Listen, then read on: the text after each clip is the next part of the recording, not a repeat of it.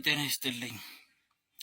ሰሞኑን እንግዲህ በአሩሲ ላይ በተደረገው በኦርቶዶክስ በምትባል ቆሻሻ ሃይማኖት ላይ በተደረገው ጭፍጨፋ በጣም ደስ የሚልና ወደፊትም ቀጣይ ያለው ጭፍጨፋ እንደሚሆን አምናለሁ። እናደርገዋለንም እናሳካዋለንም። ኦርቶዶክስ ለዘመናት ሙስሊምን ስትጨፈጨፍ እና ስትጨቁን የነበረች ቆሻሻ ሃይማኖት ነች። ይሄ ደግሞ አሁን እኛ ፋኖ የሚባል ክስክስ ቆሻሻ የምንዋጋው ለአንድ ሃይማኖት፣ ለአንዲት ቤተክርስቲያን፣ ለአንዲት ሃይማኖት እያለ እየፎከረ ኦርቶዶክስ አሩሲ ላይ አረንጓዴ ቢጫ ቀይ ባንዲራ ይሄን የቅዘን ጨርቅ ባንዲራህን ለጥፈህ በሰላም የምትቀመጥበት ምንም ምክንያት የለም።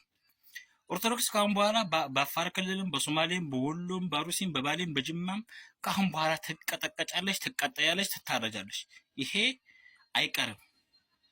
አሁን ኦርቶዶክስ ደሴ ቦሩ ሜዳ ላይ 30,000 ሙስሊም በአንድ ቀን የታረዱትን አታስታውሽም? የወሎን ስም የቀየርሽ ወሎ እኮ ይታወቃል፣ ኦሮሞ እንደው ይታወቃል፣ አማራ ነው ብለህ ቀይረህ የከፈሩ ዘመን አታስታውሽም?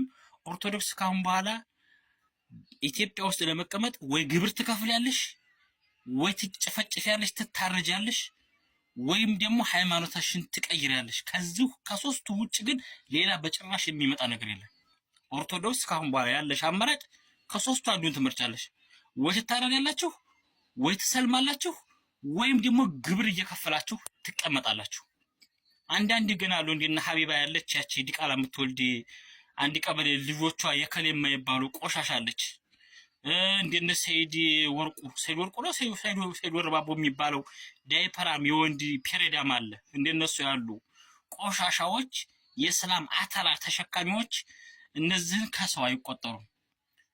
ይሄ አዶና የሚባለው የትግራይ የቁልቋላም ልጅ አክሱም ፍትህ ሳይጠይቅ የአሩሲ ላይ የጠየቀው እሱም በቅርብ ዋጋውን ያገኛል።